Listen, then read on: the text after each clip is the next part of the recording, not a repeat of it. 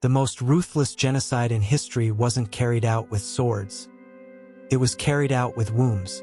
Today, I am going to tell you the truths of the genetic apocalypse that began 800 years ago.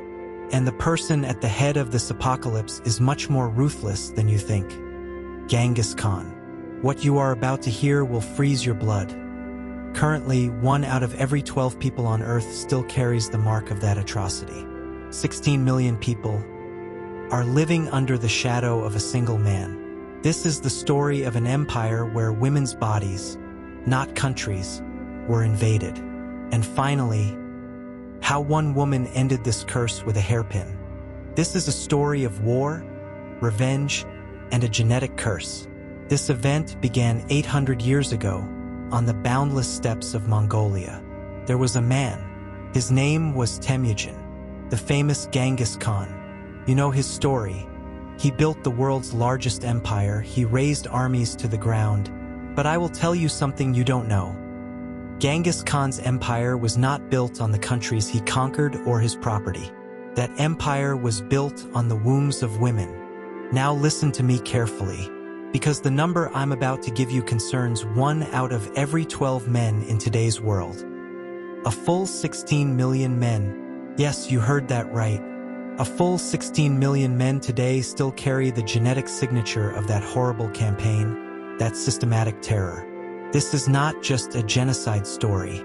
This is a doomsday scenario etched into our DNA. If you are ready, I will now tell you how this genetic empire was established and how one woman's sword ended this era. To learn, we must look at the date this event began.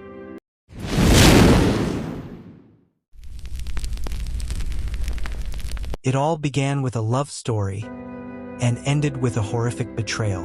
The year is 1178. The young Temujin marries his beloved Borte. This was no ordinary marriage. It meant power and prestige brought by Borte, who came from a respectable family. Temujin was about to leave behind his years of poverty and scorn, but his past didn't let go. Temujin's father had stolen a bride from the Merkit tribe years ago, and the Merkits came to take revenge with the cruel mathematics of the Mongolian steppes. They attacked at dawn, and Temujin faced the hardest moment of his life. Fight and die, or flee and live for revenge. He chose the latter. He abandoned Borte to her fate at that moment. Borte was a captive of the Merkit tribe for 9 months. She was raped repeatedly. She was forcibly held as a warrior's wife. When Temujin finally set out to rescue her, what he saw horrified him. Borte was pregnant. For Temujin, this was an unacceptable humiliation. A man who couldn't protect his wife's body meant he couldn't protect anything. However, Temujin made an unexpected decision. He accepted Borte and the child in her womb, Joki, as his own. Although this appeared to be an act of mercy, it never extinguished the anger and desire for revenge within Temujin. Joki lived his entire life under the shadow of illegitimacy. And after this event, Temujin's entire life changed. Today's psychologists might call this a trauma response reaction, turning one's victimhood into absolute dominance. Because Temujin could not prevent what happened to his wife, he would now control thousands. He saw showing mercy as weakness. To never be weak again, he turned into the most ruthless monster. Temujin's personal shame rapidly transformed into the genocidal weapon of an empire. Genghis Khan took rape beyond the simple spoils of war. He industrialized it. After every city they occupied, Mongol commanders would carry out a process called the classification or sorting. This was not random cruelty. It was a planned system. Classification. Women were lined up according to their age, beauty, and virginity status. The most beautiful were specially selected for the Khan and his generals. The rest were distributed among the soldiers. Asterisk quotas and records. Mongol laws specified how many women each rank could possess. Scribes kept records showing which woman went to which unit. This was a continental bureaucracy of sexual slavery. Asterisk selection centers. Selection centers were established outside the conquered cities. At these centers, women were examined, documented, and separated into those suitable for high-ranking Mongols and those to be given to common soldiers. Asterisk transportation system. Special wagons were used to transport women over long distances. Human cargo was sent on long transit routes with basic provisions. There were special soldiers to catch runaways. The Mongol Empire's famous postal system, the Yam, had a station every 40 to 50 kilometers. Officially providing horses and provisions, these stations unofficially became a massive sexual abuse network spread across the entirety of Eurasia. This is what historians referred to as the rape highway. At every station, a group of women was left for those passing through to rape. High-ranking officials could pre-reserve specific women. Records even included complaints made when there was not enough entertainment at the stations. This shows that sexual brutality became as fundamental a part of imperial administration as taxation or military service. The Tatar example. After Genghis Khan occupied the Tatar lands, he ordered the killing of every Tatar male taller than a cartwheel, including 5-year-old boys. The women and girls were distributed to the Mongols with an explicit command: bear Mongol children. Within a generation, the Tatar bloodline would continue only through the female line. Asterisk the Tangut horror. In the Tangut kingdom, an even more horrific atrocity was implemented. The Mongols castrated some men and forced them to watch as their wives and daughters were systematically impregnated by Mongol soldiers. The aim was not just to impregnate them, but to destroy the will of those who resisted. This was a horror reduced to a system of human inventory. Records by Chinese historians show that the number of women required was calculated based on troop strength. A 10,000-man Tumen army, with extra shares for officers, could be allocated 30,000 women, 3 per soldier. These allocations were meticulously recorded, just like other military supplies. Now, let's look at 800 years later, and the truly terrifying truth lies here. The evidence of all this planned sexual abuse stands not just in the dusty pages of history, but in the DNA of you, me, and millions of people across Asia. Modern genetics has measured the sexual violence of the Mongol Empire in cold mathematical terms. Y-chromosome studies have reached a clear conclusion. 16 million descendants. Approximately 16 million men on Earth today are direct descendants of Genghis Khan and his close relatives.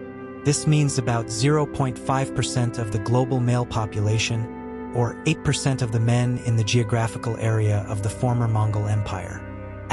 Regional increase. In some parts of Central Asia, 30% to 40% of men are found to carry these genetic markers. This distribution map perfectly matches the Mongol conquest routes where historical records describe the worst atrocities. The signature of systematic rape. This is not natural genetic drift, friends. This is the fingerprint of systematic rape. Scientists suggest that in some conquered populations, nearly every woman of childbearing age was impregnated by Mongol soldiers. Every single data point signifies thousands of rapes over generations. The Y-chromosome only tells the male lineage. If we account for all the mothers, sisters, and daughters behind these 16 million men, the total number of people carrying this genetic legacy reaches hundreds of millions. This was the ultimate goal of the Mongol genocide, to fundamentally change the genetic makeup of the people in the lands they occupied. And they succeeded. No other empire has managed to so radically alter the genetic composition of entire continents. This genetic evidence leads to difficult discussions in the affected regions. The Mongol people have declared Genghis Khan a national hero, but millions across Asia carry evidence in their cells that their ancestors were his victims. How do you reconcile pride with trauma? Family trees, while tracing proud warrior lineages, now also reveal an unsettling truth. Even DNA testing companies have had to develop delicate language to explain these links, because what they are identifying is often not a consensual relationship, but historical trauma. Now, we come to the most surprising and hopeful part of the story. All this genetic terror ended with the action of a single woman in Genghis Khan's personal bed. The year is 1226. Tangut Princess Gerbal entered Genghis Khan's household as part of the tribute from her surrendered kingdom. She had to endure what hundreds of women endured, regular rape masked as concubinage. But Gerbal was not like the others. She was raised in a warrior culture. Her father had insisted his daughters learn to use a knife along with embroidery. Beside the Khan, she silently observed, waited, and planned. The moment she waited for came on the night of August 25, 1227. A massive storm struck the Mongol camp. The guards had retreated to shelters. The Khan had celebrated a great victory and had been drinking heavily. He summoned Gerbal to his tent. But this time, Gerbal had woven razor-sharp metal hairpins that she was sure could cut through silk and flesh into her hair, which she had prepared for hours. Although accounts differ, everyone agrees on the outcome. As the Khan reached for her, Gerbal attacked. The blade found its mark between his legs, severing the organs he had used as a weapon against countless women. She twisted the blade, inflicting maximum damage. The guards found the Khan at dawn, nearly dead from blood loss, with Gerbal sitting calmly beside him. She did not try to escape. When asked why she did it, the legend says she replied, "He took my body for 3 years. I took his manhood in 3 seconds. The exchange seems fair." The guards immediately killed her. Her body was thrown to the dogs. But her final act caused a crisis. How could the invincible Khan die by the hand of a woman? The official histories were immediately sanitized. Scribes wrote that the Khan died from a fall from his horse or from illness. The Mongol leadership knew that learning the truth would shatter the myth of Mongol invincibility. If one woman could kill the Khan, what could thousands do? But the truth spread in whispers. Servants whispered to other servants. Captive women shared the story in the barracks. The greatest rapist Khan had died, castrated by a victim. The fear that Gerbal instilled lasted for decades. Every Mongol commander now wondered if the pleasure of the night would result in death the next day. Gerbal gave every captive woman a dangerous hope. A moment of individual action was still possible. Gerbal's story became a folk hero narrative in the conquered lands. Songs were composed. Mothers whispered her name to their daughters. Women started concealing weapons in their hair. Fearing Gerbal's ghost, Mongol commanders began distributing women among the troops instead of keeping them alone. This somewhat broke the systematic nature of the rape. As Genghis Khan's empire collapsed, local populations quickly dismantled the sexual slavery systems. The infrastructure of evil gave way to the marks of resistance and survival. Friends, Genghis Khan was the greatest conqueror in history, but despite all his immense power, he died in his own bed by the hand of a victim with a hairpin. His empire stretched from the sunrise to the sunset, but it could not survive the cut of a single blade carrying a woman's revenge. The Mongol legacy gives us a terrible yet crucial lesson. Personal trauma and genocide. How Genghis Khan's personal trauma, when combined with absolute power, can turn into a systematic genetic genocide policy. Bureaucratic evil. How mass rape can become a bureaucratic machine supported by ordinary administrators, scribes, and logisticians. Evil requires ordinary people to scale. The warning in the DNA. The Y-chromosome carried by 16 million men is undeniable proof of one of the greatest sexual violence crimes in human history. When rape is used as a weapon of war, it can redraw even our genetic map. But this story is also one of resilience. Millions of people exist today only because those victims survived. Their ancestors protected each other in those camps, preserved cultural memories, and raised the children they were forcibly made to conceive with love. You have heard this story too. The marks of that horror live in millions of people among us. This is not just a history lesson, friends. This is a warning for us to recognize the systematic violence still used as a weapon in conflicts around the world today. Genghis Khan conquered lands, but Gerbal shattered his legend. Now, I ask you this, feel the magnitude of this story. Write in the comments what you think about this genetic legacy.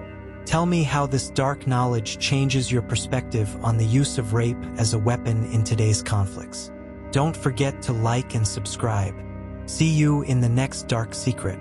Take care.